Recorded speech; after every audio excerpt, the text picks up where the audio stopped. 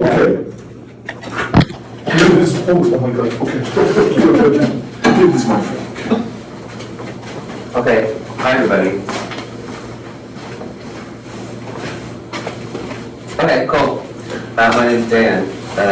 I'm going to talk about the Bronze Age and I guess kind of like context around it. I feel like history doesn't really stick if you don't like know where it is in the timeline, so we're just going to do a real quick, we're going to start with the Big Bang, okay? The universe is 13.8 billion years old, supposedly. There was a study like 2 years ago, a paper that was maybe postulating that it's like twice as old, like 26 billion years old. So who knows?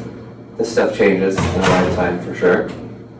But early universe, it's just like basic stuff, dust, you know, and it just comes together and it explodes and it comes together and explodes again.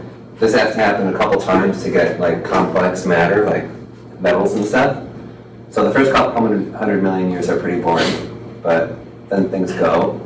Earth is in the Milky Way galaxy, and you can see we're like kind of halfway to the center. So the oldest star systems are here, and the youngest star systems are out here. So we're kind of a middle kid in the Orion arm. So that's where we are. Okay, you are here. The solar system is 4.6 billion years old, which is about a third of the life of the universe, supposedly. So we're young. This is a young star, kind of, if you think about the whole existence of everything. This kind of shows you, how old things are. This is our timeline, right? Every timeline you've ever seen is probably like right here, okay? But Earth, about a third of the way, and then like complex life is like here. Cambrian explosion is like right here. So nothing. Then we've got this. Okay. So it takes like a couple billion years for there to be more than single-celled life. Usually before there's like viruses and bacteria, but like at some point they got together and like we should team up. And then you can have like animals and stuff and plants. But you can see that little bug thing at the very end. That's kind of like when life as we think about it starts getting to go. Göbekli Tepe is kind of where our story starts, I feel like. Some people, I think they want to, instead of doing like the year zero, we'll have this be year zero, like 10,000 BC, and then so we would be in like 1225 right now, which would be cool, but no, they're never going to do that. But why is this important? Göbekli Tepe is a megalithic site in southeastern Turkey, like by Syria, and this is kind of where farming got its baby legs, I guess. But this is before that. So this is before you had farming and a civilization and everything, but they still did this, which is kind of why it's so important and mysterious. It kind of turned the narrative on its head about maybe what happened before this, even, I think, personally. But yeah, Göbekli Tepe, very important site. There's some of the pillars. They're huge. I don't know. Very mysterious. People buried it after using it for like 1,500 years, which is also very strange. So I think it's very cool. But yeah, think of this as like the end of the Ice Age. This happens right around the same place is where we get a lot of wheat, okay? Like suddenly it's hot, temperate, okay? We're down in here. And a single person with a sickle can harvest enough wheat, just like going wild, in 2 weeks to feed a family of 4 for a year. So it's just really good times, and they decide to stick around and like not move around so much. And they start having like permanent settlements. They bury their dead in the settlement, like imagine living above your ancestors, literally. It's kind of creepy, but anyway. Also important is they domesticate goats, like over in the Iranian steppe kind of, and this kind of comes together with you got your dogs and your goats and your wheat, your barley, your beer, and you're not moving around so much anymore. This is what we call the Neolithic package. And yeah, I mean, it happens in other parts of the world, but we got the right animals and the right crops for it to be really useful over here. It spreads over here over the next couple thousand years. They have to figure out how to burn down the Black Forest. And in Scandinavia, they just kind of burn down whole plats of forest in order to get good soil. But they figure stuff out. They're not killing the hunters and gatherers, they're kind of living alongside of them. And slowly, eventually, everybody's living in the village. But yeah, the Neolithic package is agriculture, crops, wheat, barley, beer, and then domestication, sheep, goats, cattle, pigs, dogs, and permanent settlements. This is kind of like the idea that spreads. And going back to like 3500 BC, we've got the Yamnaya. This is just an example of how ideas can kind of like spark like a wildfire.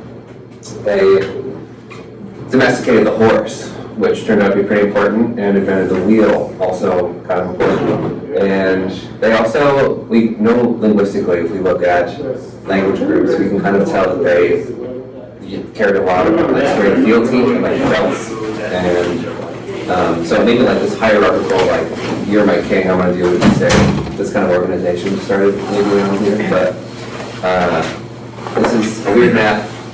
This is Turkey, this is Black Sea, so this is kind of like modern Russia. And over like 1,000 years or so, 800 even, this whole idea package kind of spread from like northern India to like Britain. So this is the Indo-European language group. Can I again add that Achilles thing? Yeah. So with Achilles, for instance, what you saw was the immortal fame, right? He wanted that immortal glory. That is actually one story that comes from, many of the linguists are taking that it's coming from these people, Yamnaya people, because the same ideas spread throughout the Indo-European languages. So you are seeing in the earliest texts from the region of India, they also have that like immortal, not dying fame story.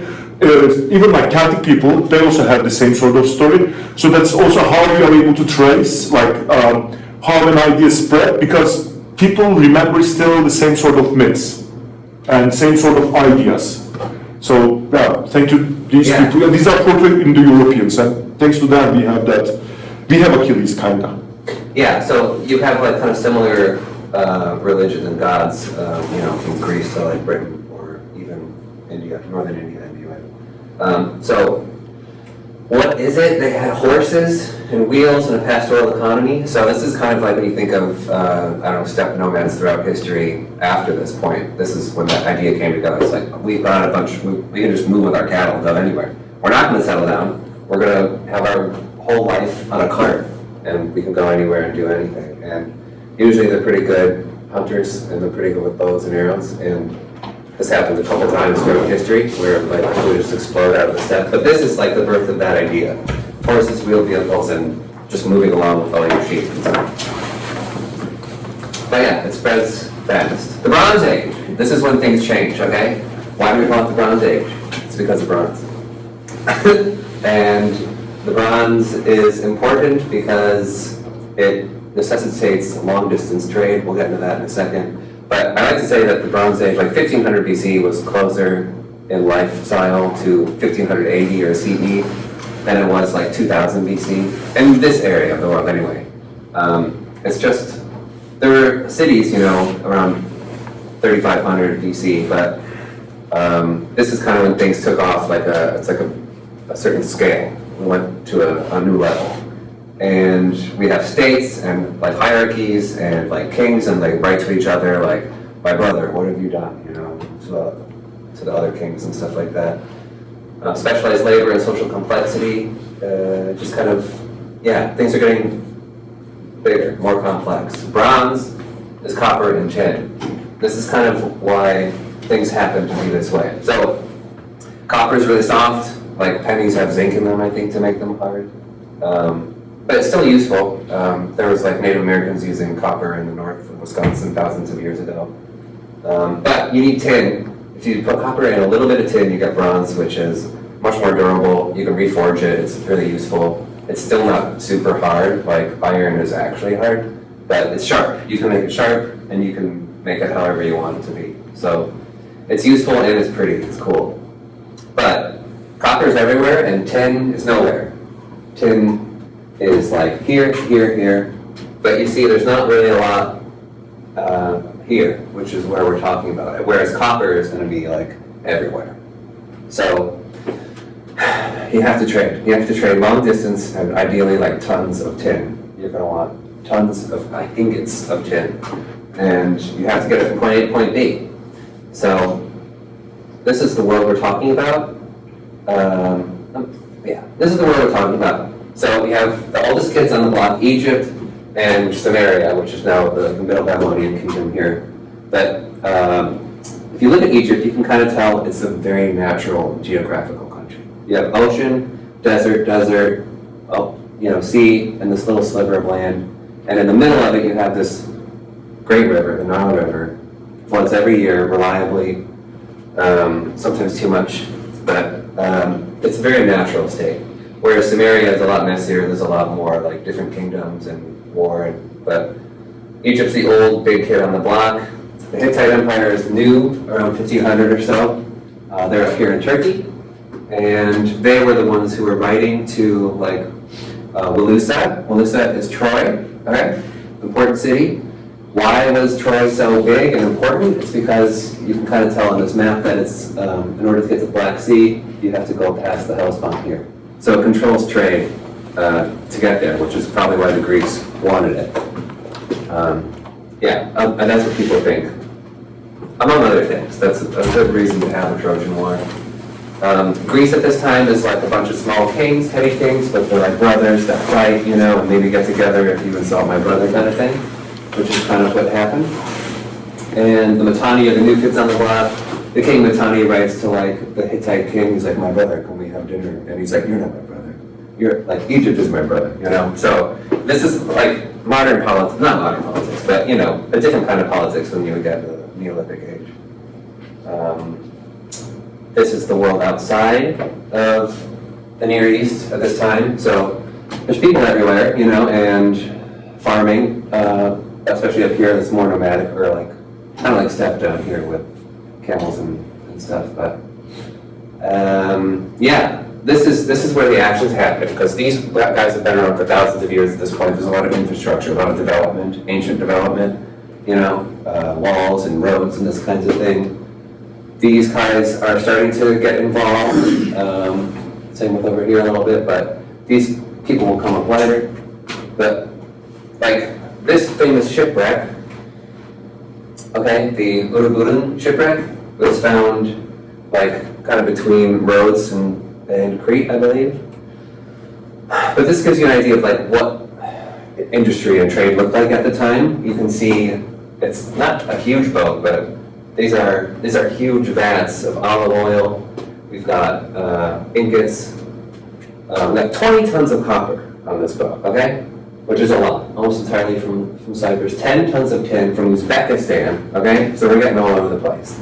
And there's 100 glass ingots. Egypt was mainly the only person making glass at this time, but to give you an idea of what's going on, these ingots went to Greece, and then somebody made a statue out of them, and then they went to like, I don't know, the Levant or something.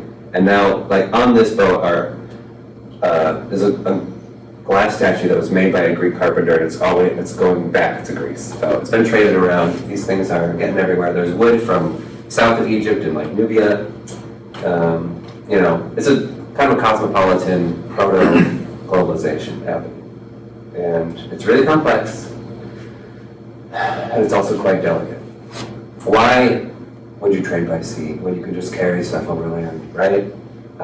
If you have a horse and a cart, it's pretty cool, it's pretty good, but if you just put something on a piece of wood and then put it on the water and just shove it, like it'll go. And if you put a sail on that thing, it's gonna go easy. It's kind of risky because of storms and piracy, but big bang for your buck in terms of like moving mass quantities of goods.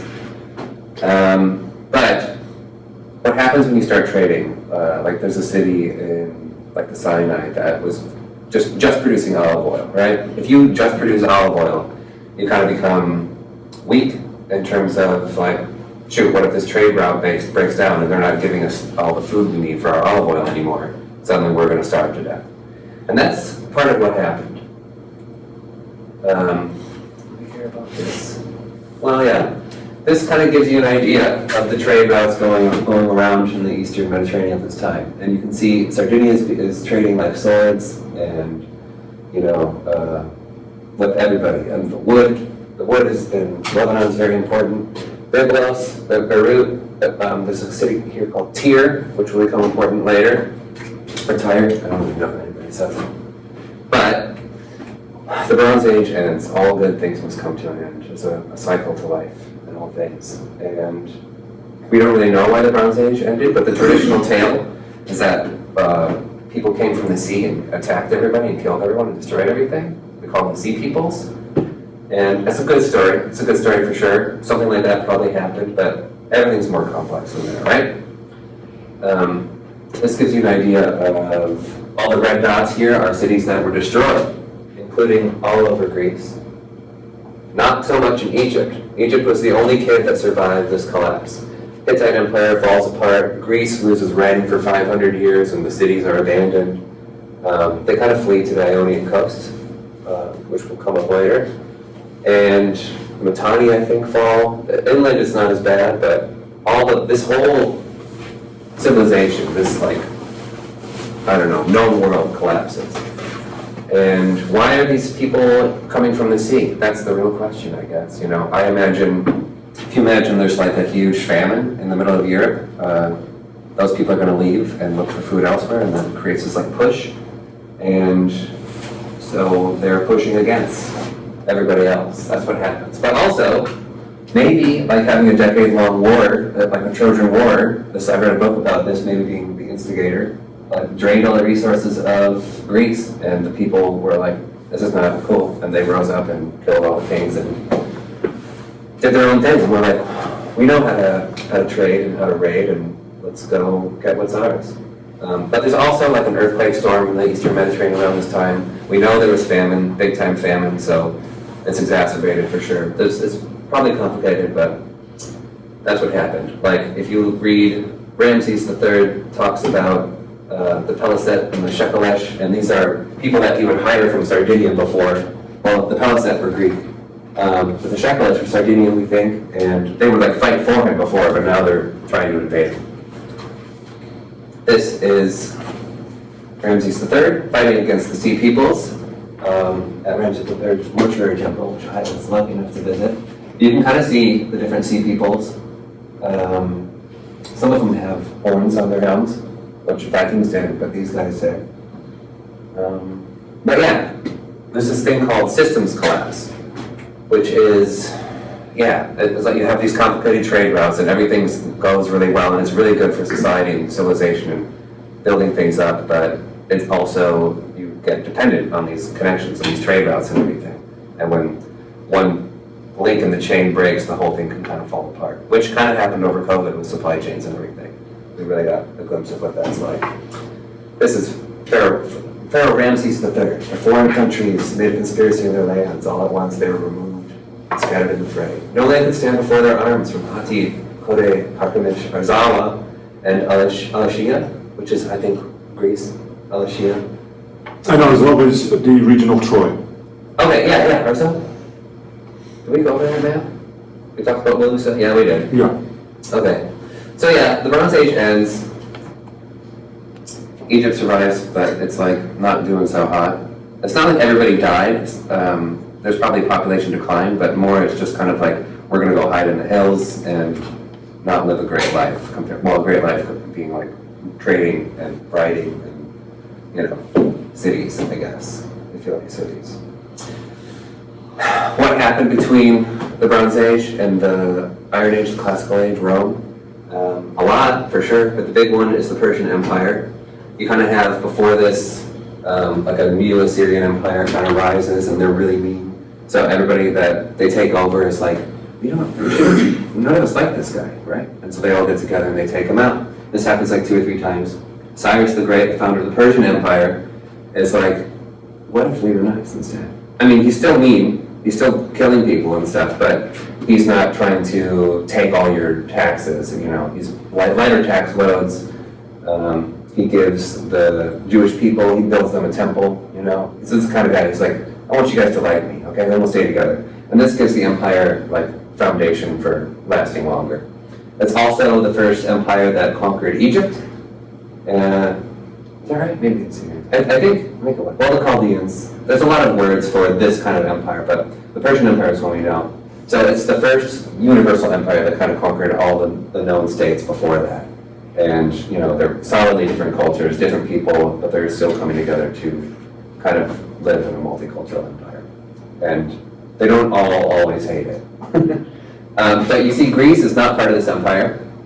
The Ionian Greece here kind of thrives a little bit during the Dark Ages, and they helped kind of resettle Greece after this time. So when Persia, Sardis does not want to be part of Persia, you know. They're not nice enough. Nobody wants to be part of an empire, really. And then Athens is like, let's help them out. These are our brothers, our forefathers. And they lose. The Sardis gets burned to the ground. It's destroyed. Not a good time. And Persia wants to punish Greece, and they set up an army there, and the Athenians win. This is right around a little bit after the birth of democracy in Athens. So part of it is probably that they cared about, you know, winning, because they're not just going to be serving this person versus this person. It's like, no, this is like us. This is our stuff, you know? And that counts for something in battle for sure. But also, this is the birth of heavy armor, like heavy infantry, and kind of like shield and phalanx formations and stuff. And the Greeks are rich enough in their households, like every man has a shield, you gotta be part of this unit, you know? And that formation is really powerful. But Persia comes back to like 30 years later. They don't really care about Greece. It's like a backwater, but they care about their dignity. So they come back later and Greece wins. Greece cannot get along, however. They're just, Greeks love being free and they do not like getting along. But there's this guy, Philip of Macedon, north, kind of like another backwater. It's always on the fringes of civilization where things really happen. He builds this huge army, you know, he gets this huge army together, his phalanx, poles, spikes like 20 feet long, you know, and you just got this like armored porcupine formation that is really, well, it's a thing for sure. And he takes over Greece, dies, his son is like 19, 20, Alexander the Great. He's like, well, let's go get Persia, you know, the hated enemy of all of our peoples. And he does, he wins. And he founds a bunch of cities. He takes over Egypt, gets coronated as pharaoh, goes all the way to India, crosses the Indus River, wants to keep going, and his troops are like, it's been 10 years and I want to see my son, you know? So they're mutiny, they're going to start to mutiny. So he goes back to Babylon and drinks himself to death, probably. Maybe he was poisoned or died, but some disease, but he was a drinker for sure. Then his generals fight over his empire for like, 50 years or so. It's Wars of Diadochi. It's very cool. So while the state itself doesn't survive, Greek is kind of like the culture of the ruling class for the next couple hundred years until Rome comes along. And this is partly why Rome wants to be Greek. It's because Greek is just like the culture. It's cool. And the ruling elite speak it and they seem sophisticated, you know? Rome is founded like 750 BC or somewhere around there, 757. And they have kings for a couple hundred years, and they're like, let's not do this. Let's just do our own thing. Death always determines, they say, right? Tyrus is Tyre, around the Dark Ages until maybe like 500, they're just kind of spreading everywhere. Trade posts, you know, they're reestablishing trade after the Bronze Age. And they found Carthage. They found a bunch of cities in like Spain and Portugal and all over the place. Carthage ends up becoming really powerful. It's its own empire. And the World War II of the ancient world is Carthage versus Rome. And they have 3 wars. 2 of them are real. And yeah, huge naval battles. Dido, you know, is in the Aeneid, and she was queen of Carthage. Yeah. But so these are both kind of republics. Like this is more plutocracy, like the rich people, and they're going to hire mercenaries to fight their wars. And Rome is like, we are the military people. They don't even have a fleet at the start of the First Punic War. They capture a Punic ship, a Carthaginian ship, and just like copy it. And then they're like, why don't we put like claws on it, and we'll just have land warfare on the sea, you know? Romans could be good thinkers like that sometimes. But that's the world 1,000 years later after the Bronze Age collapse that you're returning into. But Greece is such a big shadow in everybody's mind that it's like the Aeneid is like a fanfic, you know, as Hawkins says.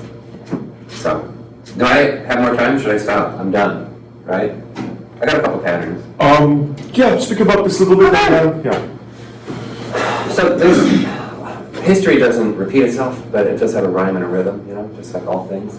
And some things that you will see over time, collapse and barbarian invasions, like Vikings, Mongols, Germanic tribes, like these people on the outside are harder, they're hardier, they have a harder life, and they see your rich stuff, and they think you're weak, and they're gonna come get it, and they do. This happens a lot. Intermediate period around Dark Ages, there's, you know, it's just, everything's a wave, man. And when, there's like a high point and a low point, and Egypt had intermediary periods between its like high points and came back together, it's just a flow. Overextension and imperial collapse, these empires, they stretch too far, you know. Augustus's greatest move probably was saying like, let's not expand anymore, let's stop here. And that probably provided a lot of stability. Religious and ideological revolutions, these ideas can spread like wildfire, like the printing press was big, you guys heard of the internet, you know? This stuff just goes, and goes and goes, and sometimes it's more about thought, like coinage is another big one. The number 0, technology disrupting social order. Yeah, you're gonna see that a lot. We're seeing that right now. Each fundamentally reshapes power structures, who can fight, who has information, and which societies dominate. Climate and civilization, we get this, climate's always shifting. I mean, climate change is real for sure, but also climate's always been moving around, and like, you're just gonna have, like, this place isn't good for farming anymore, and people move around, and that's destabilizing. But that's all I have to say, I guess. Yeah. Thank you. Yeah, thanks.